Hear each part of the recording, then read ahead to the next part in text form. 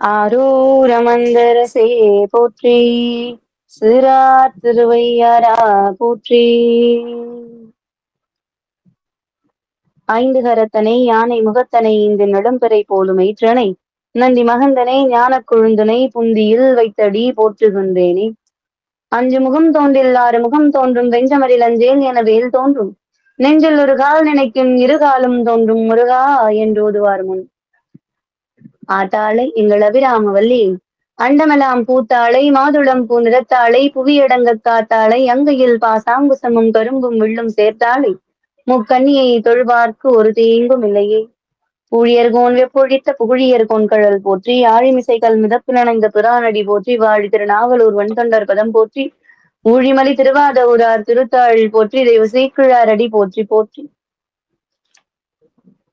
பாடலன் நன்மறையன் படிபட்ட கோலத்தன் திங்கள் சூடலன் மூவிலையை சூளம் வளனேந்தி கூடலர் மூவையிலும் எரியுண்ண கூரெறி கொண்டு எள்ளி ஆடலன் ஆதிரையன் ஆரூர் அமர்ந்தானே. உலகெலாம் உணர்ந்து ஓதற்கரியவன் நிலவுலாவிய நீர்மலிவேணியன் அழகில் சோதியன் நம்பலத்தாடுவான் மலர்ச்சிலம்படி வாழ்த்தி வணங்குவான். பொன்னும் மெய்ப்பொருளும் தருவானை போகமும் திரும்பும் புணர்ப்பானை பின்னையன் புழையை பொறுப்பானை பிழையலாம் தவிர பணிப்பானை இன்ன தன்மையன் அறியவனா எம்மானை எளிவந்த பிரானை அன்னை வைகும் வயற் பழனத்தனி ஆரூரனை மறக்கலுமாமே. ஆரூரமந்தரசே போற்றி, சிறார் திருவையாரா போற்றி.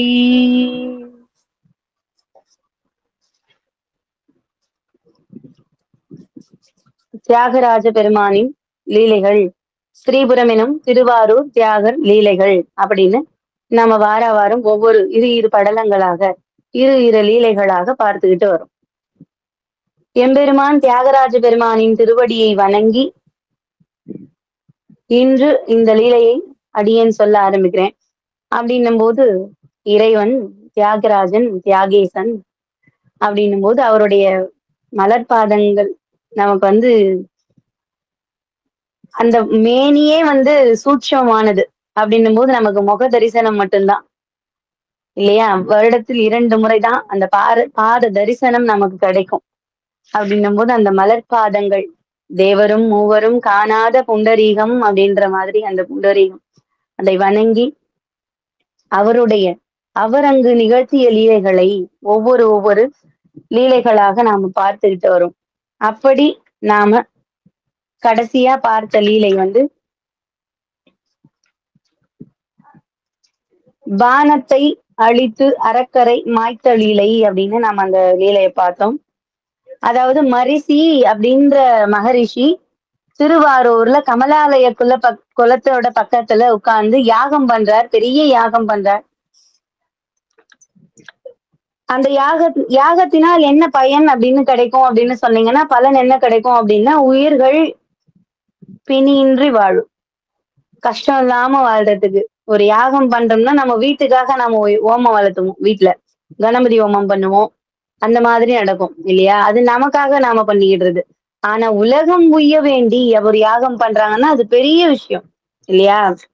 அப்படி அந்த யாகம் நடக்கின்ற வேளையில மரிசி அப்படின்ற மகரிஷியின் தலைமையில் அனைத்து மகரிஷிகளும் சேர்ந்து யாகம் நடத்தும் வேளையில அசுரர்கள் சுமதி என்ற அரசன் அந்த யாக வேள்வி காக்க வேண்டி கொண்டுதான், அவரோட அரசனுடைய கட்டளைக்கு இணங்கதான் அவர் யாகம் பண்றார். ஆனாலும் அரக்கர்கள் அவங்களுடைய வேலையை அங்க காட்டுறாங்க. அப்படின்னும் போது அந்த யாகத்தை தடுக்கிறாங்க. அதற்காக இறைவன் மணி மாலைகள் முத்து மாலைகளையும் ஆயுதத்தையும் இறைவன் கொடுத்தார். அந்த ஆயுதம் கொண்டு பல அரக்கர்கள் வந்தார்கள். அந்த மாலை அணிந்த அரக்கர்கள் மட்டும் மாண்டு போனார்கள். ஆனா கடைசியா ஒரு அரக்கன் இருந்தான். 4 மாலை கொடுத்தார் இறைவன், ஒரு ஆயுதம் கொடுத்தார், ஒரு மழு கொடுத்தார். ஆனா அந்த மழுவால் அந்த அரக்கன் மீண்டும் மீண்டும் உயிர் பெற்று வந்தது மட்டும் அல்லாமல் பல அரக்கர்களை தன்னோடு அழைத்து கொண்டு வந்தார். அப்படி வரும்போது அந்த அரக்கர்கள்லாம் பார்த்து பல ஆயிரக்கணக்கான அரக்கர்கள் தொடர்ந்து வந்துகிட்டே இருக்காங்க. அந்த மழு அப்படின்றது சாதாரணமான மழு கிடையாது. இறைவன் திரிபுரங்களை எரித்த பொழுது பயன்படுத்திய மழு அது இறைவன் சுமதி அப்படின்ற அந்த சோழ மன்னனுக்கு இறைவன் கொடுத்துட்டு போனார். அருளி அருளி செய்து சென்றார் இல்லையா? அந்த மழு கொண்டுதான் பல அரக்கர்களை அவர் மாய்த்தார். அந்த லீலையை நாம பார்த்தோம். அப்படி மாய்த்து மறுபடியும் அந்த யாகம் வெற்றி பெற்று உலகு சிறப்பாக இருக்கவும் திருவாரூர் நார்மல் நல்லபடியா தன்னுடைய பழைய நிலையை அடைந்து திருவாரூரும் ரொம்ப செழிப்பா இருக்கு. பாக்குறதுக்கே செழிப்பா இருக்கிற மாதிரி திருவாரூர் மீண்டும் மீண்டும் விளங்குது. இதெல்லாம் இப்படி நடந்தது அப்படின்னு யாருக்கு தெரிய வருது? இப்ப நாம பார்க்க போற லீலை ரக்தாசூரனை அழித்த லீலை அப்படின்னு பார்க்க போறோம். இமயமலை சாரல்ல ரக்தாசுரன் அப்படின்ற ஒரு அரக்கன் அசுரன் இருந்தான்.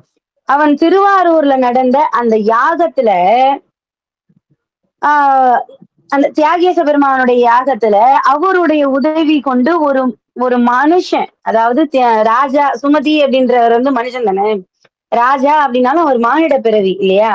அந்த மனிதன் ஆயிரக்கணக்கான அரக்கர்களை மாய்த்து விட்டானே அப்படின்றது அவரால் தாங்க முடியல. இவர் அந்த குகைக்குள்ள இருக்கவும் இந்த கந்தர்வர்கள்லாம் கந்தர்வ மாதர்கள்லாம் பாடுறாங்க, வெளியே பாடிக்கிட்டே இருக்காங்க. அந்த பாடல் மூலயமா அவருக்கு தெரிய வருது அரக்கர்கள் மாய்ந்ததும் ஒரு மனிதன் இறைவன் ஒரு மனிதனுக்கு மழுவை கொடுத்து, அதாவது ஆயுதங்களை கொடுத்து அரக்கர்களை மாய்த்தார் அப்படின்ற விஷயம் வந்து அந்த அரக்கனுக்கு தெரியுது. ரக்தாசுரன் அந்த ரக்தாசுரன் வந்து கடும் சினத்தோடு, அதாவது கடும் கோபத்தோடு, என்னதான் இருந்தாலும் அரக்கர்கள் அப்படின்னும் போது அவங்க எல்லாம் இப்ப நம்மோட என் அண்ணன் தம்பியை அடிச்சுட்டா நான் போய் கேள்வி கேட்பேன்ல, அந்த மாதிரி அவங்க இனத்துக்கு ஒரு பேரழிவு வருதே, அதெல்லாம் யாரும் அதை பார்க்கவும் மாட்டாங்க. அதாவது அவன் பக்கம் தப்பு இருக்கா, நியாயத்துக்கு தான் அவன் சண்டை போட்டானா, அதெல்லாம் கிடையாது. அவன் என் தம்பி மேல கை வச்சுட்டான், எங்க அண்ணன் அவன் அடிச்சுட்டான், அவன் அடிக்காம விட மாட்டேன் அப்படின்னு நம்ம கிளம்புவோமா இல்லையா? மனுஷங்களா இருக்க நமக்கே இப்படி இருக்கும்போது அரக்கர்களுக்கு எல்லாம் எப்படி இருக்கும்? அவங்க நியாய தர்மம் எதுவுமே கிடையாது அப்படின்றதுதான் அரக்க குணம் அப்படின்னு சொல்லுவாங்க இல்லையா அரக்கர்கள்.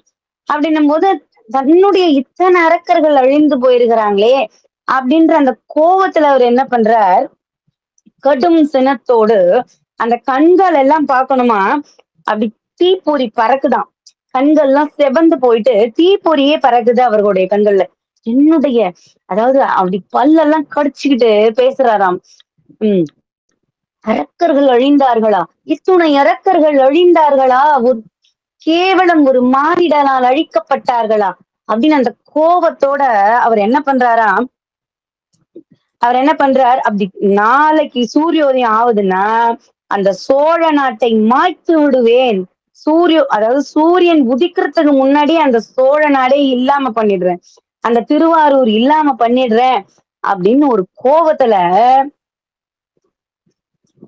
அப்படி கிளம்பிட்டார். அவர் உட்கார்ந்து இருந்ததே தியானம் பண்றதுக்கு தான், தவம் பண்ணி இறைவன் கிட்ட வரம் வாங்கணும்னு உட்கார்ந்து தவம் பண்ணிக்கிட்டு இருந்தான் அந்த அரக்கன். அதையும் பொருட்படுத்தாமல் இது காதுல விழுந்ததுனால உடனே அந்த தவத்தையும் முறியடித்து விட்டு, அந்த தவமே வேண்டாம் அப்படின்ற மாதிரி அந்த தவத்தை நிறுத்தினவன் என்ன பண்ணான், வேகமா எழுந்து ஓட ஆரம்பிக்கிறான். அவன் என்ன நினைக்கிறான் மனசுக்குள்ள அப்படின்னா, ஒரே காலத்துல மும்மூர்த்திகளும் சேர்ந்து வந்தாலும், அதாவது பிரம்மன், விஷ்ணு, ருத்ரன் இப்படி ஆகிய மும்மூர்த்திகள் சேர்ந்து வந்தாலும் நம்மளை யுத்தத்துல யார் ஜெயிப்பா அப்படின்ற ஆணவம் அவனுக்கு. புரியுதுங்களா? அந்த பரமசிவன் அவன் மனசுக்குள்ள இருக்கிற ஆணவம் இன்னும் மேலோங்குது பாருங்க. பரமசிவன் இருக்கும் கைலாயத்தையே என் தோல் வலிமையால் அசைத்து விடுவேன் அப்படின்ற அந்த கோபத்தை அவன் சொல்றான். கடல்ல கூட நான் தூக்கி அதை கடல்ல நான் கரைச்சிருவேன், பரமசிவன் இருக்கிற கைலாய மலையை நான் தூக்கி கடலிலேயே கரைத்து விடுவேன், பொடி பொடியாக்கி விடுவேன் அப்படின்ற மாதிரி சொல்றான். ஏன் அது மட்டும் கிடையாது, அந்த கோபத்துல அவன் மனம் நினைக்குது இதெல்லாம். இந்த சக்கராயுதத்தை கையில் வைத்துள்ள திருமாலும் என்னுடன் பல முறை போர் செய்து ஓடிச் சென்று அலைகளுக்குள் ஒளிந்து கொண்டான் இல்லையா? அப்படி இருந்தானும் யாரு, திருமாலுமே அந்த அரக்கனுக்கு பயப்படுவாராம். அந்த அளவுக்கு வலிமை வாய்ந்தவனாக அந்த அரக்கன் திகழ்ந்துகிட்டு இருக்கான். ஏன் அது மட்டும் கிடையாது, பல முறை நான் இந்திரனை சிறையிலும் அடைத்திருக்கிறேன், அக்னி முதலிய திக் பாலகர்களும் என்னிடம் பயந்து அவங்களுடைய நகரத்தை அந்த அந்த நகரை அகன்று எங்கேயாச்சும் வந்து நம்மள இவர் உண்டில்லன்னு பண்ணிடுவாரே, நம்மள அழிச்சிருவாரேன்னு அந்த திக்பாலகர்கள் கூட பயப்படுவாங்களாம். அப்படியெல்லாம் இவங்க பயப்படும்போது, ருத்ரனாக இருக்கட்டும், விஷ்ணுவாக இருக்கட்டும், பிரம்மனாக இருக்கட்டும், யாராக இருந்த போதிலும், இந்திரன் முதல் கொண்டு திக்பாலகர்களாக இருந்த போதிலும், 30 தேவர்கள் இருந்த போதிலும், யாராக இருந்தாலும் என் முன் வந்து சமர் செய்வதற்கு அப்படி பயப்படுவாங்க. கேவலம் ஒரு ஈக்கு ஒப்பு கிடையாது. என்னுடைய வலிமை நான் அந்த நான் ஆணவம் எப்படி வருது பாருங்க. என்னுடைய வலிமைக்கு இந்த ஒரு ஈக்கு கூட ஒப்பு கிடையாது. அந்த மானிட பதர் அவனை இப்பவே என்ன பண்ண போறேன்?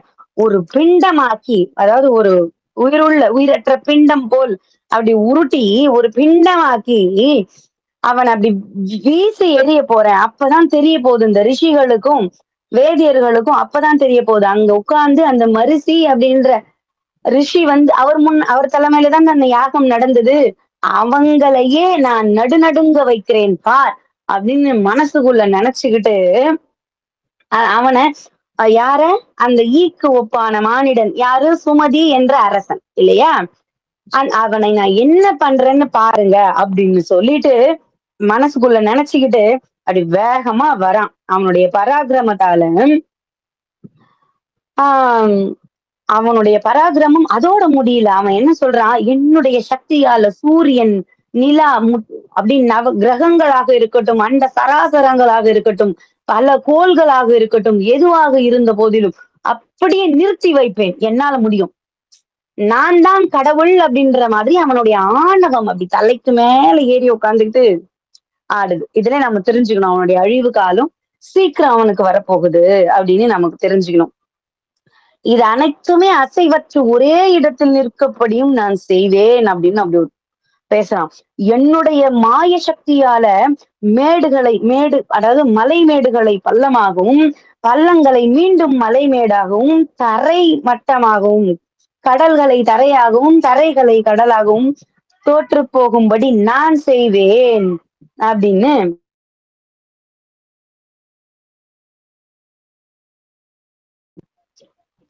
நான் தோற்று போகும்படி செய்வேன் அப்படின்னு ஒரு கோபம் வருது அவனுக்கு. யானை உருவத்தில் பெரியது யானை இல்லையா? அந்த யானைய கூட நான் சும்மா அப்படி தள்ளி விட்டா போதும். அந்த ஊர்க்குருவின்னு சொல்லுவாங்க. குட்டின்னு இருக்கும். அந்த குருவி வந்து யானைனா பெரியது விலங்குல. அதே குருவில அந்த குருவி பாத்தீங்கன்னா குட்டின்னு இருக்கும். அந்த ஊர்க்குருவின்னு சொல்லுவாங்க அத. அது போல நான் ஆக்கிடுவேன். அந்த யானையுமே அந்த குருவி ஆக்கிடுவேன். ஒரு குருவியுமே நான் யானையா மாத்தி காட்டுவேன். அந்த அளவுக்கு எனக்கு வந்து அந்த திறமை இருக்கு. நான் யாருன்னு உங்களுக்கு தெரியல. அந்த மானிட பதருக்கு நான் காட்டியே தீருவேன் அப்படின்னு ஒரு கோபத்துல அந்த திருவாரூரை நோக்கி அந்த இமயமலைச்சாரல்ல இருந்து திருவாரூர் நோக்கி 2 அடிதான் எடுத்து வைக்கிறான். அது டங் டங்னு அப்படி குதிச்சு வர்றான் பாருங்க. நான் எப்பவுமே சொல்லுவேன், ஆணவம் தழை தோங்கினால் அதை அடக்க இறைவன் கண்டிப்பாக வருவார். நாம ஒவ்வொரு வரலாற்றிலுமே பாக்குறோம். எல்லா கதைகள்லுமே நாம பாக்குறோம். அரக்கன் வந்தான். பல அரக்கர்கள். இவன் மட்டும் கிடையாது. ரக்தாசுரன் மட்டும் கிடையாது. எத்தனையோ அரக்கர்கள் வர்றாங்க. எத்தனையோ அரக்கர்களை நாம பாக்குறோம். ஆனா இப்படி வந்த அரக்கர்கள் யாருமே நம் எண்ணங்கள் தான். நம்ம மனதிற்குள்ள அந்த ஆணவம் தலை தோங்கி மேலோங்கி நிற்கும் போது, ஆணவம் நம் மனதிற்குள் நமக்குள் மேலோங்கி நிற்கும் போது நம்மை அழிக்க, நம் ஆணவத்தை அழிக்க அந்த ஆணவமானது ஒவ்வொரு அரக்கனாக உருவெடுக்குமா நமக்குள்ளவே. புரியுதுங்களா? அந்த அந்த உருவெடுக்கிற அந்த ஆணவத்தை பாத்தீங்கன்னா ஒவ்வொன்னா ஆணவத்துல இருந்து ஒன்னொன்னா பிறகுமா. இந்த அரக்கன், இவன் பேர் இது, இவனுடைய அரக்கன். அதாவது அதோட குணங்கள்.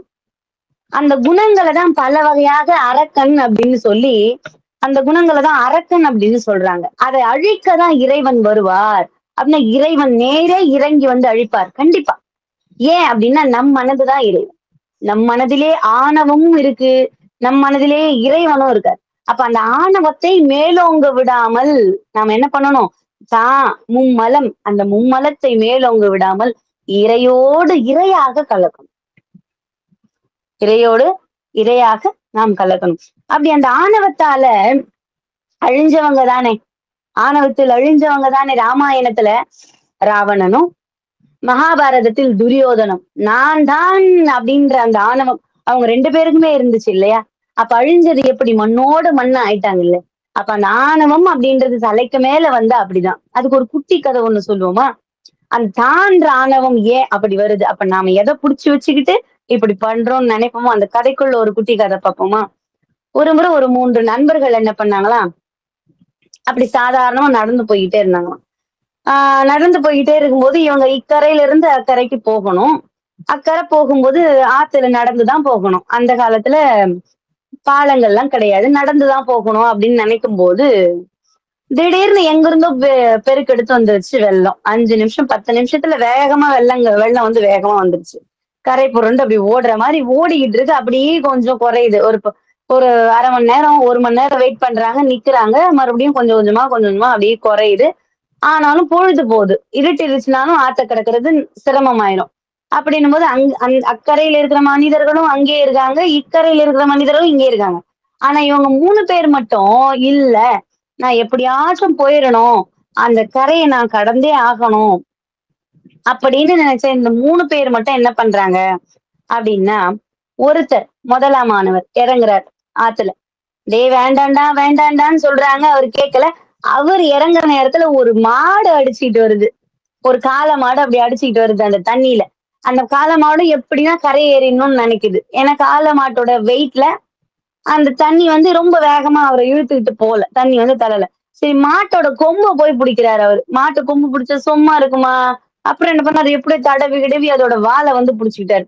அந்த வால புடிச்சுக்கிட்டு சரி எப்படியாவது கரை ஏறி போயிரணும் அப்படின்னு சொல்லிட்டு அந்த மாட்டோட வால புடிச்சுக்கிட்டே அந்த கரை ஏறி அக்கறைக்கு போயிட்டாரு.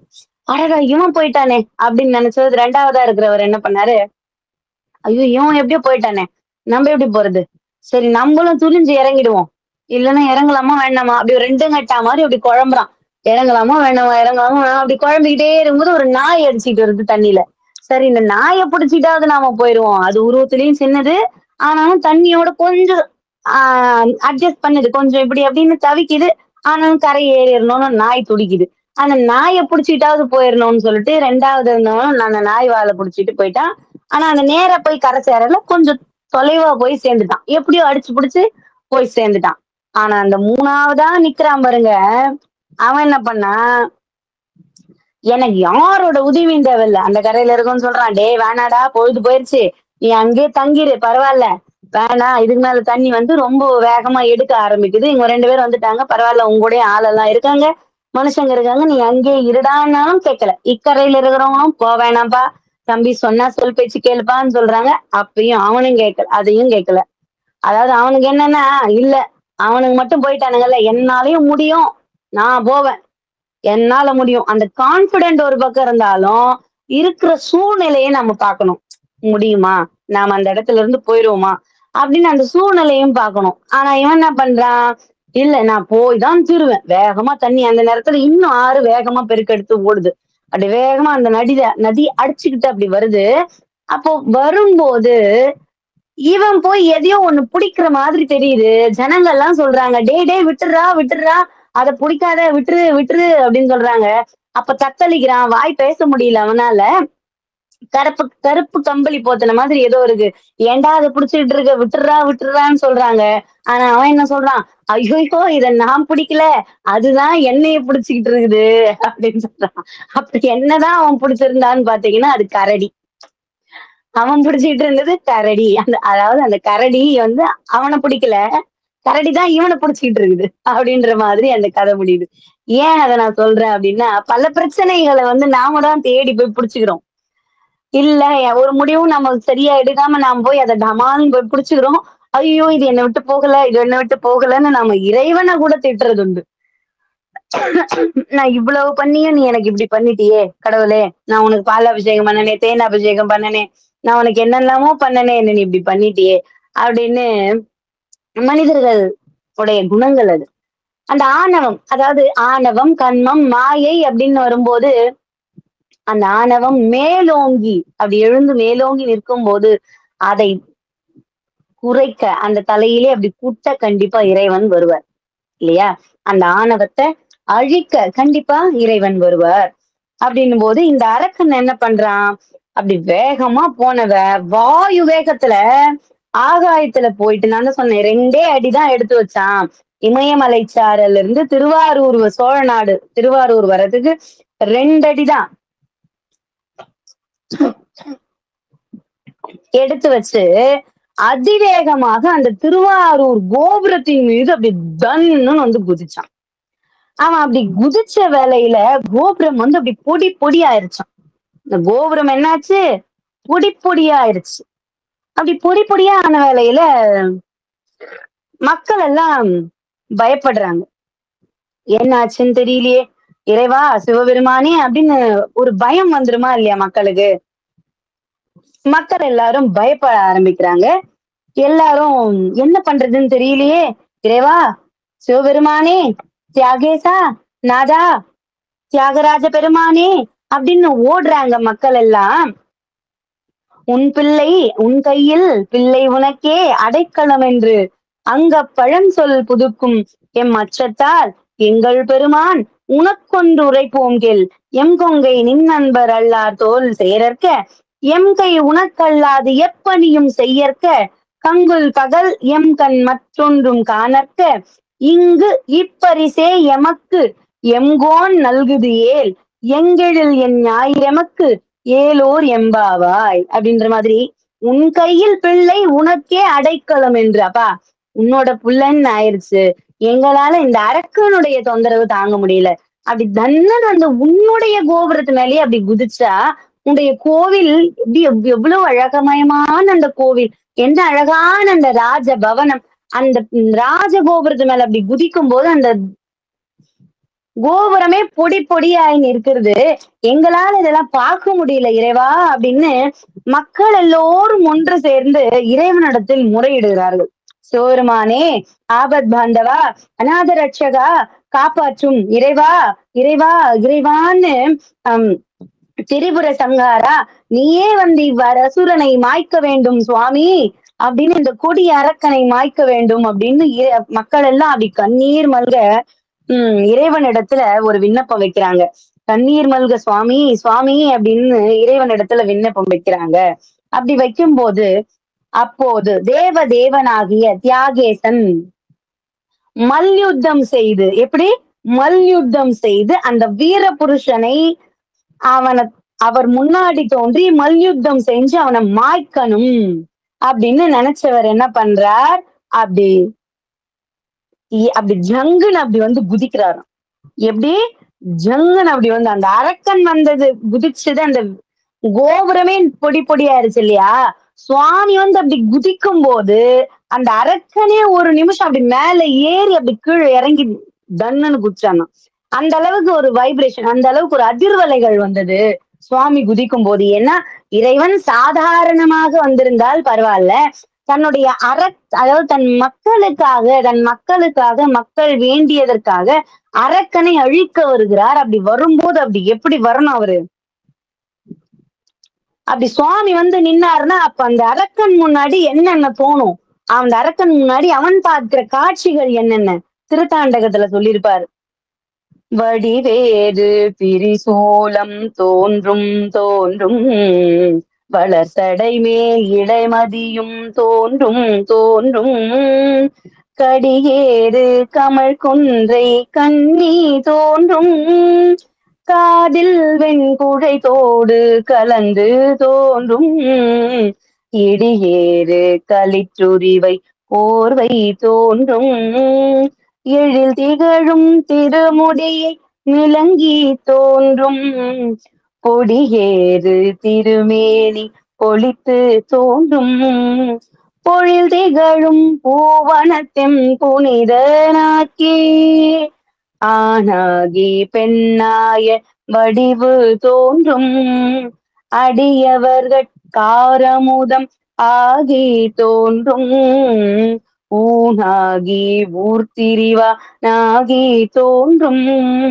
ஒற்றை வெண்பிறை தோன்றும் பற்றார்த்தம் மேர் சேனாக வரைவில்லா எரித்தல் தோன்றும் செத்தவர்தம் எலும்பினார் செறியச் செய்த பூஞானும் அரைஞானும் பொழிந்து தோன்றும் பொழில் திகழும் பூவனத்தெம் புனித நாக்கே கல்லாலின் நீழற் கலந்து தோன்றும் கவின்மறையோர் நால்வர்க்கு நெறிகளன்று சொல்லாக சொல்லியவா தோன்றும் சூழரவு மான்மறியும் தோன்றும்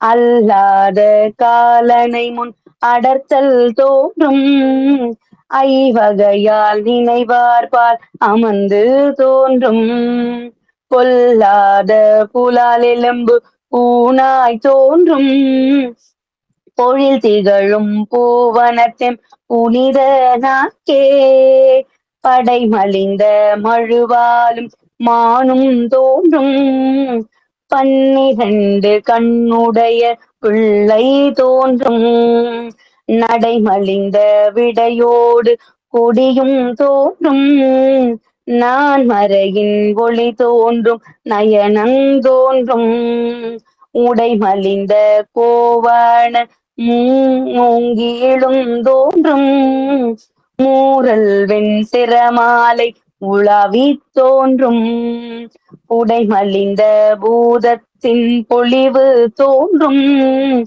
பொழில் திகழும் பூவனத்தெம் புனித நாக்கே மயலாகும் தன்னடியார் கருளும் தோன்றும் மாசெல்லா புன்சடைமே மதியும் தோன்றும் இயல்பாக இடுபிச்சையற்றல் தோன்றும் இரங்கடல் நஞ்சுண்டுருண்டு கண்டம் தோன்றும் கயல் பாய கட்டூழிங்கடிலும் கங்கை நங்கை ஆயிரமா முகத்தினோடு வானில் தோன்றும் புயல் பாய சடை விரித்த பொற்பு தோன்றும் பொழில் திகழும் பூவனத்தெம் புனித நாற்கே பாராழி வட்டத்தார் பரவியிட்ட பன்மலரும் நறும்புகையும் பறந்து தோன்றும் சீராழி தாமரையின் மலர்கள் அன்ன திருந்தியமா நிற்க சேவடிகள் தோன்றும் ஓராழி தேருடைய இலங்கை வேந்தன் உடல் துணித்த இடர்பாவங்கெடுத்ததன்று போராழி முன்னீந்த பொற்பு தோன்றும் பொழில் திகழும் பூவனத்தெம் புனித நாற்கே தன்னடியார் கருள் புரிந்த தகவு தோன்றும் சதுர்முகனை தலை அறிந்த தன்மை தோன்றும் மின் அணைய நுண்ணிடையால் பாகத் தோன்றும் வேழத்தின் உரி விரும்பி போர்த்தல் தோன்றும் துண்ணிய செஞ்சடை மேலோர் புனலும் பாம்பும் தூய மாமதியுடனே வைத்தல் தோன்றும் பொன்னணைய திருமேனி பொலிந்து தோன்றும் பொழில் திகழும் பூவனத்தெம் புனித நாற்கே செறிகடலும் திருவடியும் தோன்றும் திரிபுரத்தை எரி செய்த சிலையும் தோன்றும் நெறி அதனை விரைத்துரைத்த நேர்மை தோன்றும் நெற்றி மேல் கண் தோன்றும் பெற்றன் தோன்றும் மறுபிறவி அறுத்தருளும் வகையும் தோன்றும் மலைமகளும் சலமகளும் மலிந்து தோன்றும் பொறியரவம் இளமதியும் பொழிந்து தோன்றும் பொழில் திகழும் பூவனத்தெம் புனித நாற்கே அறுபோட்டு முளைமடவாள் பாகந் தோன்றும் அணி கிளரும் புருமென்ன அடக்கும் கேழல் மறுபோட்டு மணி வைரக் கோவை தோன்றும் மணமலிந்த நடந்தோன்றும் மணியார் வைகை திருக்கோட்டில் நின்றதோர் திறமும் தோன்றும் செக்கர்வான் ஒளிமிக்கு திகழ்ந்த சோதி ஒரு போட்டி நின்றதன் பின் புயமுன் தோன்றும் பொழில் திகழும் பூவனத்தெம் புனிதனார்க்கே ஆங்கனைந்த சண்டிக்கு மருளி அன்று தன் முடிமேல் அலர் மாலை அளித்தல் தோன்றும் பாங்கணிந்து பணி செய்வார் கருளி அன்று பல பிறவி அருத்தருளும் பரிசு தோன்றும் போங்கணிந்த கோவிளமும் மதமும் சுழற்கணிந்த கொள்கையோடு கோலந்தோன்றும் பூங்கனை மேல் உருவழித்த பொற்பு தோன்றும் பொழில் திகழும் பூவனத்தெம் புண்ணியக்கே பொழில் திகழும் பூவனத்தெம் புனித நாட்கே பொழில் திகழும் பூவனத்தெம் புனித நாட்கே. இந்த பாடல் நாவுக்கரசு பெருமான் திருத்தாண்டகம். இறைவன் அவருடைய வடிவத்தை அவ்வளவு அழகா சொல்லியிருப்பார். சுவாமி தோன்றுவார். ஒரு கஷ்டம்னு நாம நினைச்சிட்டோம்னு வச்சுக்கோங்களேன், நம்ம மனசுல ஒரு கஷ்டம் வந்துருச்சு, நம்ம வாழ்க்கையில ஒரு கவலை வந்துருச்சு அப்படின்னும் நம்ம சாதாரணமா இறைவனை போய் தேடி நிற்க முடியாது. சாதாரணமா போய் அவனுடைய கோவில்ல போய் ஒரு விளக்கு போற்ற முடியாது. சாதாரணமா அவன் கோவில்ல போய் அவனை தரிசனம் பண்ண முடியாது. அவன் அருள் இருக்கணும். அவன் அருள் இருக்கும்ன்ற அடியார்களுக்கு என்னென்ன தோன்றும் அப்படின்றதுதான் திருத்தாண்டகத்துல நாவுக்கரசு பெருமான் பாடியிருப்பார். என்னென்ன தோன்றும் நம் மனதிற்குள் தோன்றும். இறைவன் தோன்றுவார், நம் முன் தோன்றுவார். நீ கவலைப்படாத, உன்னுடைய கஷ்டத்துக்கான வழி நம் அந்த அந்த கஷ்டத்துக்கான மருந்தை நான் கொடுக்குறேன் அப்படின்ற மாதிரி சுவாமி தோன்றுவார். எத்தனையோ பல கஷ்டங்கள் வந்தாலும் சுவாமி அடியவர்களுக்குமே ஒரு கருணை ஒண்ணு வச்சிருப்பாராம். அறக்கருணை மரக்கருணை அப்படின்றது அந்த கருணையுடைய பேர். அது என்னமா அறக்கருணை மரக்கருணை அப்படின்னு சொல்ற அப்படின்னா, சிவசிவா சிவசிவா சிவசிவா அப்படின்ற அடியார்களுக்கு அறக்கருணையாக இருந்தா அவங்களுடைய முன்வினை பயன் மூலமாக அறக்கருணை அவங்களுக்கு எல்லாம் சந்தோஷமாவே இருக்கும், எல்லாமே கிடைக்கும். அவன் கோவிலுக்கே போனாலும் சரி, போகலனாலும் சரி, போய் சும்மா அப்படி போய் இறைவனை பார்த்துட்டு இருந்தா போதும். நான் அந்த கோவிலுக்கு தான் போனேன், எனக்கு எல்லாமே நடக்குதுப்பா, எனக்கு எல்லாமே கிடைக்குதுப்பா அப்படின்ற மாதிரி அது அறக்கருணை. அது என்ன மரக்கருணை அப்படின்னு கேட்டா, நம் செய்த பாவம், நம் செய்த வினை, அந்த வினை நிற்குது இறைவன் முன்னாடி. நல்லா தெரிஞ்சு வச்சுக்கோங்க. நாம் ஒரு தானம் பண்றோம், ஒரு தர்மம் பண்றோம் அப்படின்னு ஆனா நமக்குன்னு நினைச்சு பண்ணக்கூடாது. நமக்குதான் அந்த தர்மம் நினைச்சு பண்ணக்கூடாது. அந்த புண்ணியம் நமக்குதான் பண்ணக்கூடாது. இறைவனுக்குன்னு நினைச்சு பண்ணணும். சுவாமி இன்னைக்கு செய்ய சொன்னாருன்னு பண்ணணும். அப்படி பண்றோம் பாருங்க, அது நமக்கு அறக்கருணையாக சேரும் அடுத்த பிறவியில். அப்ப நாம இந்த பிறவில இவ்வளவு துன்பப்படுறமே, இவ்வளவு துயரப்படுறமே, இறைவன் அமைதியா தானே இருக்கார் அப்படின்னுதான் அந்த இடத்துல இறைவன் ஒரு வார்த்தையை வைக்கிறார். மரக்கருணை அப்படின்ற வார்த்தையை வைக்கிறார். ஏன் அந்த மரக்கருணை அப்படின்னு கேட்டா, மரக்கருணை அப்படின்றது அந்த நாம் செய்த வினை அந்த நிற்குது. நாம் செய்த புண்ணியத்தை இறைவனாலே கூட தர முடியாதுன்னு சொல்ல முடியாது. நாம செஞ்ச வினைகளை இறைவன் நமக்கு கொஞ்சமா கொடுப்பார். ஏன்னா அது கொடுத்தே ஆகணும் அப்படின்றதுனால நாம செஞ்சு வச்சது ஒரு மூட்டை மூட்டையா இருக்கும். ஆனா சுவாமி நமக்கு ஒரு ஸ்பூன்ல எடுத்து விடுற மாதிரி அப்படி கொஞ்சம் தான் கொடுப்பார். அதுதான் இறைவனுடைய மரக்கருணை. அதையும் கருணைன்னு சொல்றியேம்மா? ஆமா. இறைவன் ஒரு தாய் தன் குழந்தைய அப்படி அனுப்பிடுவா. ஒரு போருக்கு அனுப்பிட்டாலும் அங்க குழந்தை என்ன பண்றானோ, ஏது பண்றானோ அப்படின்னு ஒரு தாய்க்கு இங்க துடிக்கும் மனசு. தன் மகன் அங்க போர்க்களத்துல இருந்தாலும் தாய்க்கு மனசு துடிக்கும். அது போல நாம வினையில உழன்று இருக்கும் போது, அந்த வினையில் அகப்பட்டு நாம அல்லல் படும் போது இறைவன் மனசால பல நேரங்கள்ல இறைவன் நமக்காக துடிப்பார். நம்ம குழந்தைக்கு வேற வழியே இல்லை, இது கொடுக்கணும், இந்த ஒரு இதையா நாம் அனுபவிச்சாதான் நம்ம கிட்ட சேருவான் அப்படின்ற மாதிரி அத பண்ணுவாரு. அது மரக்கருணை அப்படின்னு சொல்லுவோம். புரியுதுங்களா? அப்படிதானே பண்ணார். யாரு? செங்காட்டங்குடியில் சிறுத்தொண்ட நாயனாருக்கு என்ன பண்ணார்? திருத்தொண்டருக்கு சொல்லுங்க. அங்க ஜங்கு அப்படி இறங்கினார் செங்காட்டங்குடியில. முருகுவிரே நறுமலர் மேலயர்க்கும் மார்க்கும் முழு முதலை மெய்த்தவத்தோர் துணையை வாய்த்த துருகு குழல் உமை நங்கை பல்கண் தன்னை செங்காட்டங்குடியதனில் கண்டேன் நானே, கண்டேன் நானே. யார் சொல்றாரு? நாவுக்கரசு பெருமான் சொல்றாரு. செங்காட்டங்குடியில பார்த்தேன். எப்படி அழகா அப்படி சுவாமி இறங்கினார். அது மரக்கருணை. வேற வழி இல்ல, இறங்கியே ஆகணும். பிள்ளைக்கறி கேட்டார் இல்லையா? பிள்ளைக்கறி அது வேற வழி இல்ல. அந்த இடத்துல நிற்கணும், அந்த இடத்துல பிள்ளைக்கறி படைக்கணும் அப்படின்றது. இன்னைக்கும் அந்த விசேஷம் நடக்குது. எங்க? செங்காட்டங்குடியில. அது மரக்கருணை.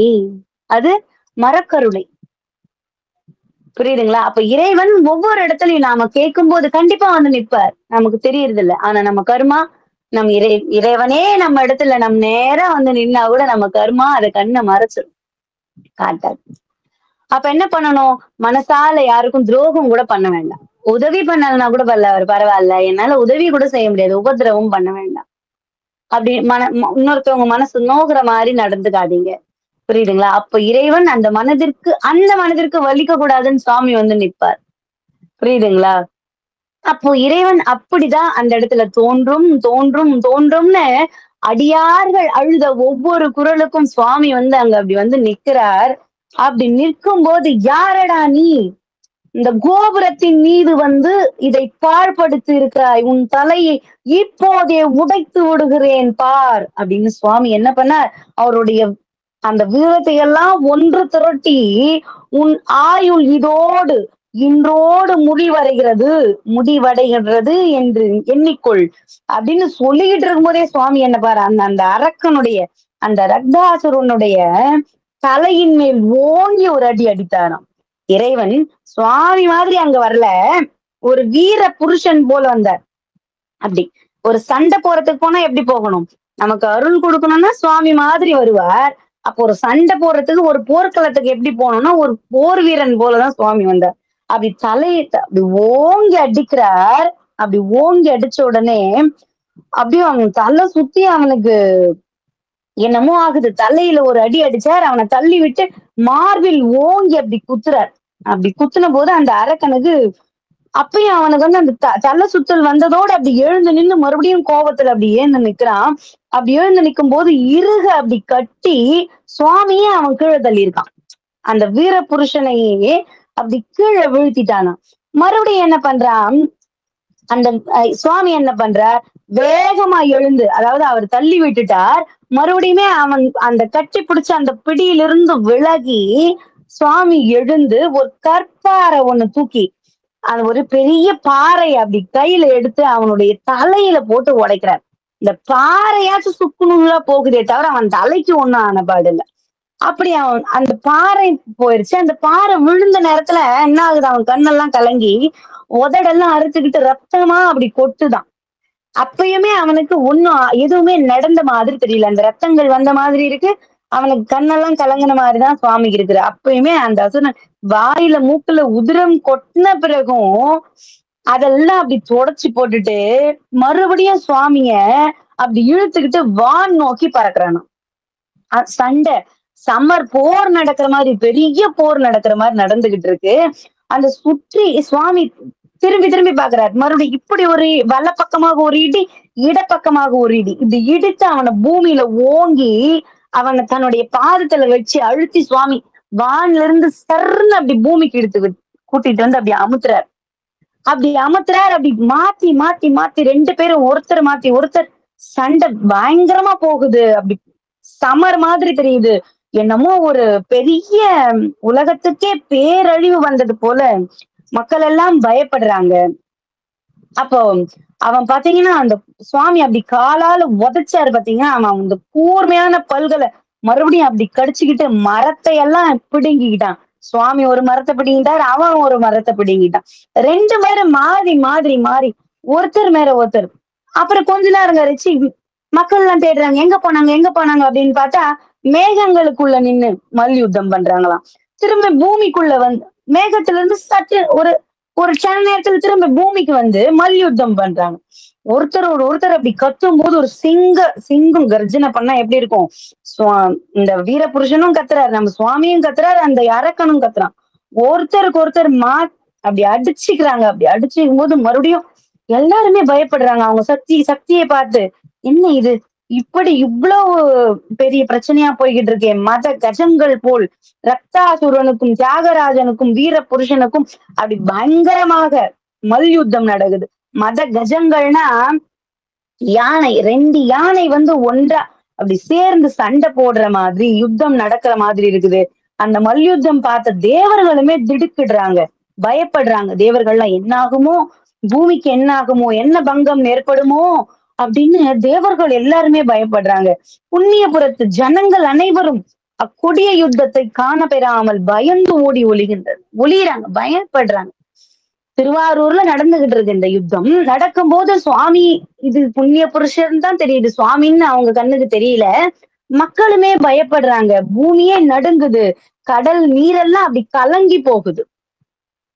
கடல் நீரெல்லாம் ஒரு பாத்திரத்துக்கு பூமி அதிர்ச்சி ஆகுனா ஒரு பாத்திரத்துல தண்ணி வச்சிருந்தா அந்த தண்ணி எப்படி நீராகப்பட்டது எப்படி அதிர்வலைகளை உண்டு பண்ணும் அது மாதிரி கடல்ல பல ஆழி பேரலைகள் எழுந்து எழுந்து அப்படி அமருதான். எழுந்து எழுந்து அப்படி அமருதான். அப்படி அமர்ந்தும் போது மக்கள் எல்லாம் பயப்படுறாங்க. பூமிக்கு என்னமோ ஆகுது அப்படின்னு தேவர்களும் தொண்டர்களும் சப்த ரிஷிகளும் முனிவர்களும் எல்லாருமே இறைவா இறைவா தியாகேசா தியாகேசா அரூரா ஆபத் பாந்தவா அநாத ரட்சகா அரந்தகாசூரனையும் காலகாலனையும் காலால் உதைத்தவா உலகத்தை காப்பாற்ற வேண்டும் இறைவா இந்த ரக்தாசூரனையும் அழித்து உன் அளவிலா சக்தியினால் அசுரனை ஒழிக்கலாகாதா இன்னமும் சமர் செய்து கொண்டிருக்கிறே இவ்வீரனை அனுப்பி வைத்து இறைவா அப்படின்னு மக்கள் எல்லாம் முறையிடுறாங்க. இறைவன் கிட்ட சென்று கதறாங்க. தியாகேசா தியாகேசா அப்படின்னு மக்கள் எல்லாம் கதறும் போது தியாகேசன் அப்படின்ற அந்த பேருக்கு ஏத்த மாதிரி இறைவன் மறுபடியுமே சரி இதுக்கு மேல என்னுடைய குழந்தைகளை பதற விடக்கூடாது அப்படின்னு நினைச்சவர் என்ன பண்றார் ரக்தாசுரனுடைய மார்பை இரண்டாக புலந்து அப்படி ஓங்கி அவனை அப்படி அவன் மேல அப்படி ஏறி உட்கார்ந்து நரசிம்மர் எப்படி அந்த அரக்கனை தன்னுடைய மடி மேல் சாத்தி கொண்டு இப்படி அந்த குடல் எல்லாம் எப்படி அப்படி இரண்ய கசிவுடைய குடலை எப்படி வெளியே எடுத்து போட்டாரோ அது மாதிரி சுவாமி என்ன பண்றார் அந்த மகாபுருஷன் வடிவத்துல வந்த இறைவன் தியாகேச பெருமான் என்ன பண்றார் அவன் மேல் அப்படி ஓங்கி வந்து உட்கார்ந்து அவன் மார்பில் அப்படி கை வச்சு அந்த மார்பில ஓங்கி அடிக்கும் போது அந்த மார்பே ரெண்டா பிளந்துச்சு. இந்த மார்பு ரெண்ட பிளந்து அந்த உயிரானது யமபட்டர்கள் அதாவது நல்லா பாத்துக்கோங்க அடியார்கள் நெற்றியில் திருநீரும் கழுத்தில் ருத்ராட்சமும் வாயில் இறைவன் நாமாவும் சிவசிவா சிவசிவா சிவசிவான்னு உயிர் விடுற அடியார்களுக்கு யமகணங்கள் வருவாங்க. யமகணங்கள்ல தேவகணங்கள் வருவாங்க இல்லையா சிவகணங்கள் வருவாங்க. அப்ப இந்த அரக்கனை யார் கூட்டிட்டு போறா அந்த அரக்கனுடைய உயிரை யார் எடுத்துக்கிட்டு போறா அப்படின்னா யமபட்டர்கள் வராங்க.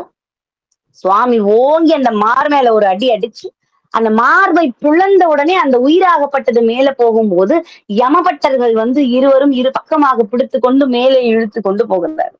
அப்ப தேவர்களும் மூவர்களும் பூமாறி பொழிகிறாங்க.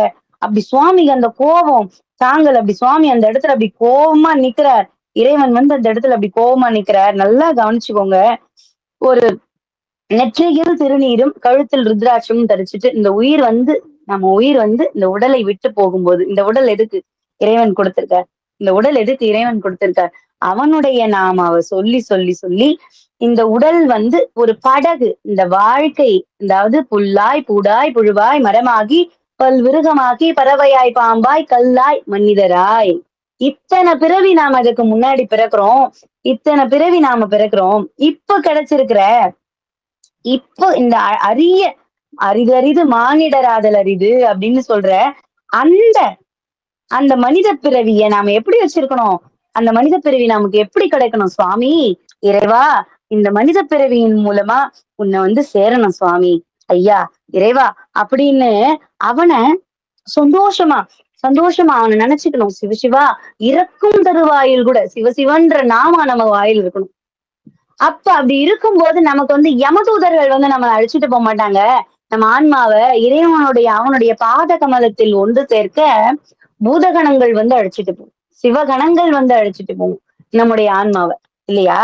அப்போ அப்படித்தான் அந்த அரக்கன் ரக்தாசுரன் உயிரை விடும்போது சுவாமி அந்த யமபட்டர்கள் வந்து அவன் உயிரை அப்படி எடுத்துட்டு போறாங்க. அப்ப சுவாமி அப்படி தியாகரேச பெருமானாக உருகொண்டு மக்களுக்கு அப்படி காட்சி கொடுக்கிறார். சுவாமி அப்படி காட்சி கொடுத்த உடனே எல்லாரும் இறைவா இறைவா அரூரா தியாகேசா அரூரா தியாகேசா வேற்றாகி விண்ணாகி நின்றாய் போற்றி மேலாமையால் என்னை கொண்டாய் போற்றி ஊற்றாகி உள்ளே ஒளித்தாய் போற்றி ஓவாத சத்தத்து ஒளியே போற்றி ஆற்றாகி அங்கே அமர்ந்தாய் போற்றி ஆரங்கம் நால்வேதமானாய் போற்றி, காற்றாகி எங்கும் கலைந்தாய் போற்றி, கைலை மலையானே போற்றி போற்றி, கைலை மலையானே போற்றி போற்றி, கைலை மலையானே போற்றி போற்றி அப்படின்னு மக்கள் எல்லாம் இறைவனுடைய அவனுடைய பாத நிழல்ல சரணடைந்து ஆரூரா ஆரூரா தியாகேசா தியாகேசா தியாகேசான்னு அவனுடைய பாத நிழல்ல சரணடைறாங்க. மேல துந்தும் மேல துந்தும வாத்தியங்கள் எல்லாம் முழங்க எல்லா உலகமும் உய்வடைய எல்லாரும் நலம் பெற்று வளமுடன் வாழ இறைவன் அந்த அரக்கனை வதம் செய்து அவ்வசுரன் மாண்டதால் நற்காரியங்கள் எல்லாம் குறைவின்றி நடக்குது அந்த இடத்துல. எங்க திருவாரூர்ல இறைவன் அந்த அரக்கனை அழித்தார் இல்லையா? அழித்துட்டு இறைவன் திருவாரூர் எழுந்தருளுக்கும் புற்றிடம் கொண்ட பெருமானிடம் ஜோதி சொருவமாக சென்று மறைந்தார். அவர் மறைந்த தருவாயில் தான் மக்களுக்கு எல்லாம் தெரியுது வீர புருஷனாக வந்தது வேறு யாருமே இல்ல, தியாகேச பெருமான் மட்டும்தான். நாம அழைத்த குரலுக்கு ஓடி வர்றது யார்? அழைக்கின்ற குரலுக்கு தாய் தான் ஓடி வருவா. அம்மான்னு கூப்பிட்டா அம்மா ஓடி வருவா. அது போல நமக்கெல்லாம் தாயாக விளங்கும் தியாகேச பெருமான் தான் ஓடி வந்திருக்கிறார் அப்படின்னு நினைத்த மக்கள் எல்லாம் அவனை நோக்கி கையெடுத்து வணங்கி அவங்களுடைய நன்றிகளை தெரிவிச்சுக்கிட்டே இருக்காங்க.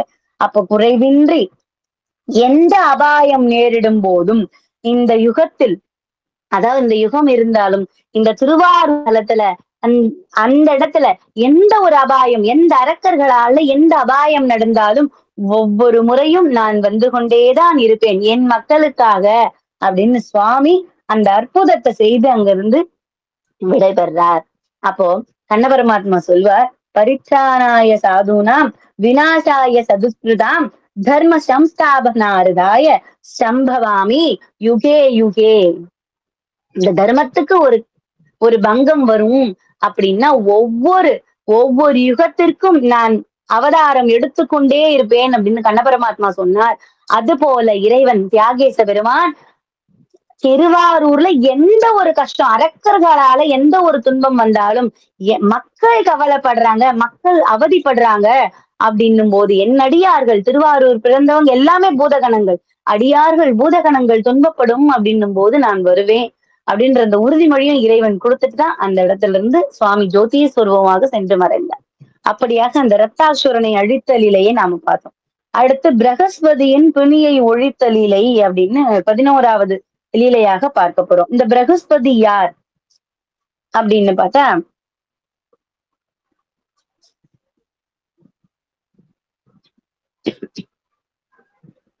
அந்த பிரகஸ்பதி அப்படின்ற முனிவர் யார் அப்படின்னு கேட்டா, இவர் தேவர்களின் குரு, தேவர்களின் குரு, நவ கிரகங்களின் ஒருவரும் ஆவார். இவர் சப்த ரிஷிகளிலும் ஒருவர் ஆவார். ஆங்கிரச முனிவரின் மகன் ஆவார். இவருக்கு தாரை அப்படின்ற மனைவியும் உண்டு. இவர் 4 வகையான வேதங்களையும் 64 கலைகளையும் நன்கு அறிந்தவர் அந்த பிரகஸ்பதி. அப்ப அவருக்கு என்ன ஆகுது அப்படின்னு நினைச்சவர், தியாகேச பெருமான் தனது அற்புத சக்தியால அரக்கர்களையும் அசுரர்களையும் மாய்த்து விட்டார் அப்படின்னு தெரிஞ்ச பிறகு முனிவர்களும் சாதுக்களும் ஆங்காங்கே, அதாவது கெட்டது ஒண்ணு இல்லைன்னா நல்லது மேலோங்கி இருக்கும் இல்லையா? அப்ப அந்த நல்ல செயல்கள்லாம் நடக்கணும்னா என்ன பண்றது? முனிவர்கள் ரிஷிகள்லாம் சேர்ந்து ஆங்காங்கே யாகம் வளர்க்குறாங்க, ஆங்காங்கே தவம் பண்றாங்க. அவங்க எல்லாம் தவம் பண்றது அவங்க நல்லதுக்குன்னு நினைச்சுக்கிட்டு இருக்கீங்களா? கிடையவே கிடையாது. உலகத்துல ஒரு ஒரு ஒரு அறிவு இருக்கிற பூண்டாக இருக்கட்டும், 7 அறிவுடைய மனிதன் வரை, விலங்குகள் முதற்கொண்டு 7 அறிவுள்ள உயிருள்ள பொருள் அனைத்திற்குமே தான், உலகத்துக்கேன்னு சொல்லிட்டேன் என்ன, அந்த உலகமே உய்யணும், சந்தோஷமா இருக்கணும், யாருமே கஷ்டப்படக்கூடாது அப்படின்றதுக்காக ஒரு மனநிலையை வைத்துதான் அந்த ரிஷிகளும் முனிவர்களும் யாகங்கள் தவங்கள் எல்லாம் செய்துகிட்டு இருக்காங்க. அரக்கர்லாம் பயம் இல்லையா? அப்படி என்ன பண்ணாங்களா, மன்னர் முதலிய மானிடர்கள் அரக்கர்களுக்கு பயம் இல்லாமல் தியாகேச பெருமானுடைய திருமேனியை கண்டு பணிந்து பாவங்களை போக்கி மகிழ்ச்சியுடன் வாழ்ந்து வந்தாங்க. மண்ணுலகம் உலகம் முழுவதுமே மகிழ்ச்சியாக வாழ்ந்தாங்க. புண்ணிய விரதங்கள் எல்லாமே சந்தோஷமா நடக்குது. அந்த ஒரு கோவில்ல இந்த காலத்துல இந்த இது நடக்கணும் அப்படின்ற விதிமுறைப்படி எல்லா கோவில்லையும் கரெக்டா சரியா பூஜை நடந்துகிட்டு இருக்கு. அப்போ ஒரு முறை என்ன ஆகுது, இந்திர சபையில இருக்கிற பிரகஸ்பதியானவர் ஒரு நாள் என்ன பண்றார், விடிய காத்தால எழுந்து கங்கைக்கு நீராட போறார். அப்படி அந்த கங்கையில நீராடி பரமேஸ்வரனை மனதில் தியானம் செய்து கொண்டு அப்படி அந்த தியானத்தை நிறைவேற்றிட்டு தேவலோகத்துக்கு திரும்புறார். அப்படி தேவலோகத்துக்கு திரும்பும் போது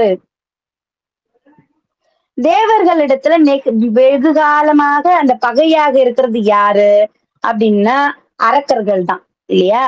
அதாவது ஒரு பாசிட்டிவ் வைப்ரேஷன் அப்படி இருந்துச்சுன்னா நெகட்டிவ் வைப்ரேஷன் ஒண்ணு இருக்கும் இல்லையா? அதுதான் அந்த அரக்கர்கள். அவங்க யாரு? காலகேயன் அப்படின்ற ஒரு அரக்கன். அவன் மாயையினால என்ன பண்றான், பிரகஸ்பதி திரும்பி வர வழியில 4, 5 கோடுகள் போட்டு விட்டான். இந்த ஆஹ் லக்ஷ்மண ரேகை அப்படின்னு சீதைக்கு முன்னாடி சீதை அம்மா வந்து அந்த கோட்டை தாண்டி வரக்கூடாது அப்படின்னு லக்ஷ்மணர் என்ன பண்ணுவார், அந்த ஒரு தன்னுடைய அம்பால ஒரு ரேகை ஒரு கோடு போட்டு போவார். அது லக்ஷ்மண ரேகை அப்படின்னு சொல்லுவாங்க. அந்த அந்த கோட்டை தாண்டி அம்மா போகக்கூடாது. ஆனா அதை தாண்டி போனதுனாலதான் ராவணால கவரப்பட்டாங்க இல்லையா? அது போல இந்த அரக்கன் என்ன பண்றான், காலகேயன் என்னும் அரக்கன் தன்னுடைய சக்தியினால 4 கோடுகள் அப்படி போடுறார். அந்த 4 கோட்டை அப்படி தன் கைகளாலே கீறி விடுறான். அதை அப்படி கீறி விடும்போது அந்த கோட்டை மேல நடந்து இப்படி தாண்டி வர்றவங்க மதி இழைந்து அலைந்து திரிவது போல் ஆயிடுவாங்க. அந்த அந்த கோட்டை போடும் போதே அந்த மாதிரி மந்திரங்களை அவன் உபயோகப்படுத்தி அந்த கோட்டை போட்டிருக்கான். அப்படி போடும்போது அந்த பிரகஸ்பதி என்ன பண்றார், இந்த இந்த வஞ்சனையெல்லாம் தெரியாது அவருக்கு. ஈஸ்வரர் மனசுல நினைச்சுக்கிட்டே என்ன பண்ணிடுறார், சுவாமியை நினைச்சுக்கிட்டு தியானம் பண்ணிட்டு அவர் எழுந்து வர்றார் கங்கையில நீராடிட்டு. அந்த கோட்டை இவர் காலால தாண்டினார். அப்படி தாண்டும் போது சரீரம் முழுக்க அப்படி விதவிதத்து போகுது. விதவிதத்துனா ஒரு மறுத்து போன நிலைமை வந்துருது. நகரக்கூட முடியல. தான் யார் என்பதே தெரியாம அப்படி முழுவதுமா மறந்து அப்படி மயக்கமான நிலைக்கு அப்படி ஆயிடுறார். அப்படி அவர் மயங்கின நிலைக்கு ஆகி கண்கள்லாம் சுழந்து அப்படி கண் மூடுற நிலைமை வரும்போது அவருடைய சூட்சம புத்தியும் மயங்கி போச்சு. என்ன அத மயக்கம் அப்படின்னும் போது எதுவுமே தெரியாது. நம்ம முன்னாடி என்ன நடக்குது, நாம யாருன்றதா தெரிய போகுது தெரியல. அப்போ ஒரு பேயினால் கவரப்பட்ட மனுஷர் போல் ஆயிட்டார். யாரு? ஞாபகம் தவறி போச்சு. ஒரு பூமியில ஒரு மரம் போல் விழுந்துட்டாராம். அந்த ஞாபகம் தவறி ஒரு மயக்கம் வந்து தான் யார் என்பதே தெரியாமல் ஒரு மயக்கம் போட்டு அதுல அந்த கோட்டு மேலேயே அப்படி விழுந்துட்டார். இது ஆனா புரந்தரன் முதலிய தேவர்கள்ல அமிர்தத்தை குடிச்சிருந்தாலும் அமிர்தத்தை குடிச்சா சாகா வரம் கிடைக்கும். ஆனா அந்த மாய மந்திரத்துல இருந்து எப்படி தப்பிக்கிறது? புரியுதுங்களா? அமிர்தத்தை குடித்தா உயிர் போகாது, உயிர் இருக்கும் உடம்புக்குள்ள. அப்ப இந்த மாய மந்திரங்கள்ல எப்படி இவர் அகப்பட்டார் அப்படின்னா, அந்த தேவர்கள் மேல நீண்ட பகை கொண்ட அந்த அரக்கன் பண்ண வேலை, காலகேயன் பண்ண வேலை இது இல்லையா? அப்ப மயங்கி அப்படி விழுந்துட்டார். அப்படி மயங்கி அவர் விழுந்த உடனே அரக்கர்கள்லாம் அப்படி கை கொட்டி சிரிக்கிறாங்க. அந்த இந்திரன் என்ன பண்றார், என்ன ஆச்சு, ஏன் இவங்க எல்லாம் ஏன் இப்படி சிரிக்கிறாங்க, அரக்கர்கள்லாம் ஏன் இப்படி சிரிக்கிறாங்க அப்படின்னு அவங்களுக்கு புரியல.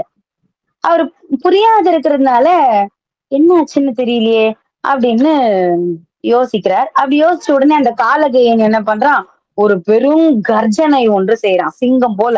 பாத்தியா, உன்னுடைய குருவை நான் என்ன பண்ணேன்னு பாத்தியா, பூமியிலோட அவன் விழுந்து கிடக்குற கோலத்தை பாத்தியா அப்படின்னு அப்படி ஒரு ஒரு யானை, ஒரு மதம் பிடிச்ச யானை மாதிரி அவங்க அப்படி கதைக்கிறான். அப்படி பண்ணும்போது தேவகுரு பூமியில் மதியிழந்து விழுந்திருக்கிறத யார் கூக்குரலிட்டு அழுதனர் ஜனங்கள்லாம், மக்கள்லாம் அழறாங்க. யாருன்னு தெரியல, கூக்குரலிட்டு அழறாங்க. அப்படின்னு பார்க்கும்போது யார் கூப்பிட்டும் அவர் எழுந்து போகல. அதாவது தேவர்கள் எல்லாம் தெரிஞ்சு போச்சு, இவர் இப்படிதான் இங்கதான் மயக்கம் போட்டு விழுந்துட்டார், காலகேயன் செய்த வேலைதான் இது அப்படின்ற அவனுடைய மந்திர கட்டுகள் அவர் அதில் அகப்பட்டு அவர் விழுந்துட்டார், மயக்கமான நிலையில் இருக்கார் அப்படின்றது தெரிஞ்சு போச்சு. அவங்க எல்லாம் என்ன பண்றாங்க, பாடுறாங்க, பாசுரங்கள் பாடுறாங்க. அப்பயும் எழுந்துக்கல. தேவர்கள் எல்லாம் சென்று முறையிடுறாங்க. யார? தேவகுருவான பிரகஸ்பதியை எழுப்புறாங்க. என்னென்னமோ பாடுறாங்க, என்னென்னமோ சொல்றாங்க. அப்பயும் எழுந்த மாதிரி தெரியல. பல மந்திரங்கள்லாம் சொல்றாங்க. தேவேந்திரனும் அவருடைய சபையில இருக்கிறவங்க எல்லாருமே என்ன செய்யறதுன்னு தெரியாம தயங்கி நிற்கும்போது அஸ்வினி குமாரர்களை அழைக்கிறாங்க. அந்த அஸ்வினி குமாரர்கள் யாருன்னா, மகாபாரத போர்ல பஞ்சபாண்டவர்கள் சார்பாக யாருக்கு எந்த பிரச்சனை வந்தாலும் அந்த அந்த தழை ஒண்ணு மருந்து அவங்க வந்து மருத்துவர்கள் மாதிரி. அவங்க அவங்க கிட்ட இருக்கிற அந்த விசேஷ மூலிகையினால எந்த காயமும் ஏற்படாது. மருத்துவர்கள் இல்லையா? அப்படின்றதுனால. அதே அந்த அஸ்வினி குமாரர்கள தான் இங்கேயுமே தேவர்கள் துணைக்கு அழைக்கிறாங்க. வாங்க, நம்முடைய நம்ம குருக்கு என்னமோ ஆயிருச்சு. அவர காப்பாத்தணும். நம்ம வாங்க. நம்ம குரு இல்லாம நம்ம தேவலோகமே ஒரு என்னமோ மாதிரி இருக்கு. தேவலோகம் அப்படின்னு அவங்களையும் அழைச்சுக்கிட்டு போறாங்க. அப்போ என்னமோ போயிட்டு அவங்களும் அந்த 2 பேரும் உட்கார்ந்து மந்திரம் பண்றாங்க, தந்திரம் பண்றாங்க, மருந்து குடுக்குறாங்க, என்னென்னமோ பண்றாங்க. எதுவுமே அவங்க மேல பலிக்கல. அந்த அரக்கனுடைய மந்திரம் அந்த அளவுக்கு சக்தி வாய்ந்ததாக இருக்கு. அவரு எழுந்துக்கவே இல்ல. தூங்கிக்கிட்டு இருக்கிற பிள்ளை மாதிரி அப்படி படுத்துட்டார். படுத்தவர் தான். தேவலோகம் அழிந்தே விடுமோ? ஒரு குரு இல்ல, ஒரு வழிகாட்டுதன் பேர்ல ஒரு குரு இல்ல அப்படின்னும் போது அந்த இடம் எப்படி இருக்கும்? ஒரு முதல் வகுப்புல இருந்து ஒரு 10ஆம் கிளாஸ் வரணும்னா கூட ஒரு ஆசிரியர் வேணும். ஒரு படிக்கும் 1, 2வது, 3வது, 4வது, 5வதுன்னு ஒவ்வொரு படிக்கும் ஒரு ஆசிரியர் இருக்கணும். ஆசிரியர் தான் குரு அப்படின்னு சொல்லப்படுவாங்க. அப்படி இல்லையா? நம்முடைய நமக்கு கண்டிப்பா நம்ம வாழ்க்கையில யாராச்சும் ஒரு குரு இருப்பாங்க. இவங்க தான் எனக்கு சரியான பாடத்த கத்துக் குடுத்தாங்க. இவங்களால தான் இந்த நிலைமைக்கு நான் வந்திருக்கேன். அப்படின்னு சொல்றவங்களும் குரு தான். நமக்கு குரு வந்து நேரா வந்து இப்படி கை நீட்டி ஒலி எல்லாம் குடுக்க மாட்டாரு. புரியுதுங்களா? நமக்கு உணர்த்துறாங்க பாருங்க ஞானத்த. அவங்க தான் நமக்கு குரு. மறைமுகமாகவும் சரி, நேரடியாகவும் சரி, மானசீகமாக கூட ஏத்துக்கலாம் குருவ. புரியுதுங்களா? அப்படி இருக்கும்போது நம்ம இதுவே அழிஞ்சு போச்சே அப்படின்னு தேவர்கள்லாம் கலங்குறாங்க. என்ன பண்றதுன்னு புரியல. அசுரர்கள்லாம் சூழ்ச்சி செய்து என்னமோ பண்ணிட்டாங்க. இந்த நேரத்துல அவங்க படையெடுத்து வந்தாலும் தேவர்கள்லாம் ஜெயிக்க முடியாதே. ஏன்னா குரு இருந்தாதான் குரு சொல்றது அவருடைய பேர்ல இந்த படைகள் நடத்தி செல்றதுக்கும் எல்லாத்துக்கும் ஒரு தயாரா நமக்கு இருக்கும். குருவே நம்ம கூட இல்லையே நம்ம என்ன பண்றது அப்படின்னு ரொம்ப தயங்கி நிக்கிறாங்க. அப்ப இவங்க தயங்கி அப்படி நிற்கும்போது புலம்பும் போது நாரத மாமுனி வரார். அவரை கண்டவர்லாம் தேவர்கள்லாம் அவரை உபசரித்து அப்படியே உட்கார வைக்கிறாங்க. சுவாமி நாரத மாமுனிவரே என்ன பண்றதுன்னே தெரியல அப்படின்னு அவங்க தயங்கி அப்படி தவித்து நிற்கும் போது நாரத மாமுனி ஒரு உண்மையை சொல்றார். நாரத மாமுனி என்ன சொல்றார்? சற்று நேரம் அப்படி யோசிச்சு பார்க்கிறார். யோசிச்சு பார்த்துட்டு யாரும் எதற்காகவும் கவலைப்படாதீங்க. எதுக்குமே கவலைப்படாதீங்க. அழகான திருவாரூர் இருக்கு. அங்க சுவாமி இறைவன் எங்க இருக்கிறார்? பூலோகத்தில் பாரத வருஷத்தில் தென் கண்டத்தில் உள்ள தியாகேச பெருமானுடைய திருக்கோவில் இருக்கிறது. இறைவன் கையிலிருந்து திருவாரூர் சென்று அங்கு இருக்கிறார். அவர்கிட்ட போய் முறையிடுவோம். இக்கொடிய மாயை நீக்க வல்லவர் அவர் ஒருவரே. அவரே இதற்கு திவ்ய மருந்து. தியாகேச பெருமானை தவிர இந்த பிரகஸ்பதியை எழுப்புறதுக்கு வேற யாருமே கிடையாது. அவர்தான் மருந்து. கைலையிலிருந்து சிவபெருமானே தான் அங்க போய் இருக்கார். அவரைத்தான் நாம போய் பார்க்கணும் அப்படின்னு நாரதர் சொல்றார். அப்படி இல்ல நாமளேதான் இவரை வச்சு சரி பண்ணணும் அப்படின்னு நினைச்சிட்டா எந்த மந்திரமும், எந்த தந்திரமும், எந்த மருந்தும் இவர் மேல நாம எது பண்ணாலும் பலிக்காதுன்னு சொல்லிட்டார். அப்ப என்ன பண்ணணும் இவங்க? அந்த பிரகஸ்பதியை எடுத்துக்கிட்டு என்ன பண்றாங்க? பரத வருஷத்திற்கு போவோம் வாருங்கள். நம்ம நாட்டுக்கு போகணும். திருவாரூர் போகணும். தென் திசையில் இருக்கிற திருவாரூர் தலத்திற்கு போகணும். வாங்க அப்படின்னு அப்படி வர்றாங்க. அவங்க எல்லாம் அழைச்சுக்கிட்டு தேவர்கள்லாம் வந்து ஒரு விமானத்துல வந்து இறங்குறாங்க. பூ உலகுக்கு வராங்க. அப்படி வர உடனே நாரதர் என்ன பண்றார்? கையில் உள்ள வீணையை மீட்டிக்கொண்டே வருகிறார். எப்படி? ஆரூரா தியாகேசா, ஆரூரா தியாகேசா, ஆரூரா தியாகேசா அப்படின்னு அந்த வீணையை மீட்டிக்கொண்டே அவர் எப்பவுமே நாராயணாய, ஓம் நமோ நாராயணாய அப்படின்னு சொல்லிக்கிட்டே வரவர் திருவாரூர் மண்ணை மிதிச்ச உடனே பூதகணங்களாக ஆகணும்னு சொன்னல, ஒவ்வொரு அடியார்களுமே எங்க பிறந்திருந்தாலும் சரி, திருவாரூர் தலத்திற்கு வந்து இறங்குறீங்களா? திருவாரூர் மண்ண மிதிக்கிறீங்களா? அந்த க்ஷணமே பூதகணம் தான். இறைவன் நினைக்காம அந்த தலத்துல போய் நிற்க முடியாது. சுவாமி நினைக்காம அங்க போய் அவர பார்க்க முடியாது. அப்ப பூதகணங்கள் அப்படின்னும் போது அவர் மனதுக்குள்ள என்ன வரும்? ஆரூரா தியாகேசா, ஆரூரா தியாகேசா அப்படின்னு தன்னுடைய அந்த கையில இருக்கிற அந்த தம்பூரா மூலமா அப்படி அந்த வீட்டுக்கிட்டே அப்படி வரார். உள்ள வந்து இறைவனை வணங்கி தியாகேச பெருமானுடைய பாதத்தை பணிந்து அனைத்து தேவர்களுமே அந்த தியாகேச பெருமான் முன்னாடி இந்த விக்கிரகத்துக்கு முன்னாடி இவர் அப்படி படுக்க வச்சுட்டாங்க. பிரகஸ்பதியை படுக்க வச்சுட்டாங்க.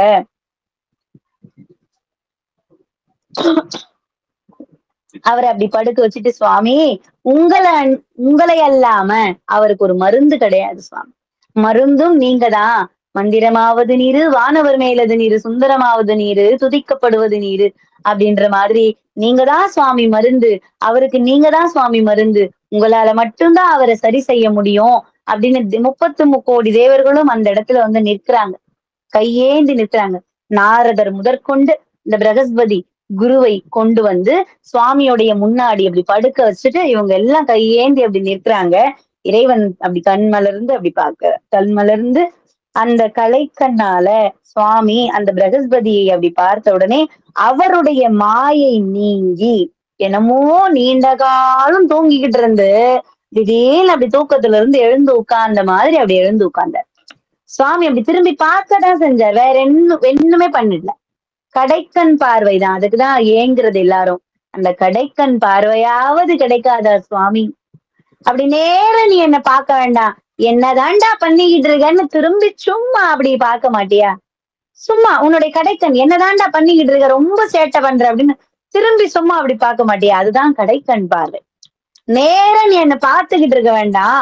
கடைக்கண்ணு உன் ஞாபகத்தையாவது அப்படி காட்டுப்பா என்கிட்ட அப்படின்னு அதற்குதான் பல கோடி தேவர்களும் மனிதர்களும் உயிர் வாயற்ற ஜீவா அந்த ஜீவன்களும் எல்லாமே தவமாய் தவம் கிடக்கிறது அந்த கடைக்கண் பார்வைக்குதான்.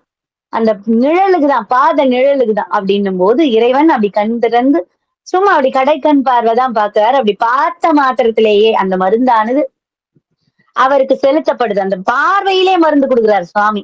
அதில் அந்த பிரகஸ்பதி என்றவர் என்ன பண்றார்? பலகாலம் தூங்கி எந்திரிச்சவர் போல அந்த தூக்கத்துல இருந்து எந்திரிச்சு அப்படி பாக்குறார். அப்படி பார்த்த மாத்திரத்துல எழுந்து சுவாமி இறைவா தியாகேசா ஆரூரா தியாகேசா ஆரூரா தியாகேசான்னு அவனுடைய மலரடியை பற்றி இறைவா இறைவான் அவனுடைய மலரடியை பற்றி துதித்து அவருக்கு நின்னு அந்த இடத்துல பல அபிஷேகங்கள்லாம் செய்யறாங்க. அபிஷேகங்கள் ஆராதனைகள் எல்லாம் நடத்திட்டு மறுபடியும் ஒரு திருவிழா போல திருவாரூரை மாத்திட்டு அபிஷேக ஆராதனைகள்லாம் முடித்து மறுபடியும் தேவர்கள் தங்கள் தங்கள் இடத்தில் சென்று சேர்ந்து நான் எப்படி அவரவர்கள் வாழ்ந்தார்களோ அதே போல வாழவும் ஆரம்பிக்கிறாங்க. பாத்தீங்களா?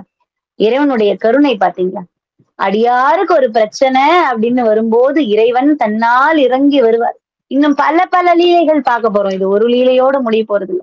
பல லீலைகள் பல லீலைகள் பல சுவாரஸ்யங்கள் பல எல்லாமே இருக்கு. சுவாமி இப்படியா அடியார்களுக்கு இப்படி இறங்கின பண்பா அப்படிங்களா? இப்ப அரக்கனை மாய்த்து ஆணவம் அழித்ததையும் பார்த்தோம். தாய் போல நின்னு ஒரு சேய் போல நின்னு அப்பான்னு கூப்பிடுறவங்களுக்கு தாய் போல வந்து ஒரு மருந்த கொடுத்துட்டு போன அந்த கருணையையும் பார்த்தோம். தியாகம் தியாகம் அப்படின்றது அன்னை.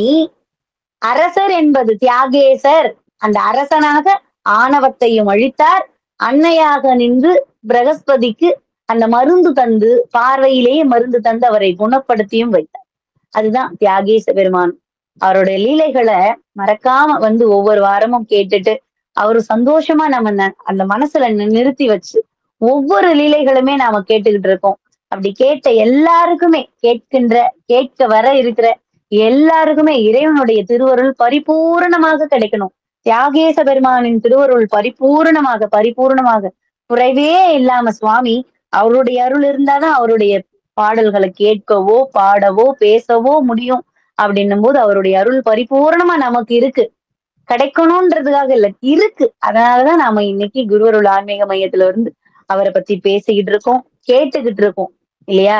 அவன் அருளாலே அவன் தாழ் வணங்கி அரூர் அமர்ந்த அரசையை போற்றி, சீரார் திருவையாரா போற்றி, தியாகேசா அரூரா, அரூரா அரூரான்னு அவனையே நினைச்சுக்கிட்டு இருப்போம். நம்முடைய கவலைகள் எல்லாம் தீர்ந்து போயிரும். அரூர் அமர்ந்த அரசையை போற்றி, சீரார் திருவையாரா போற்றி. குருவருள் ஆன்மீக மையத்திற்கும் நன்றிகள். வான்முகில் வழாது பெய்க, மலிவளம் சுரக்க, மன்னன் கோன்முறை அரசு செய்க, குறைவிலாது உயிர்கள் வாழ, நான்மறை அறங்கள் ஓங்க, நற்றவம் வேள்வி மல்க, மேன்மை கொள் சைவ நீதி விளங்குக உலகமெல்லாம். நன்றிகள். நன்றி.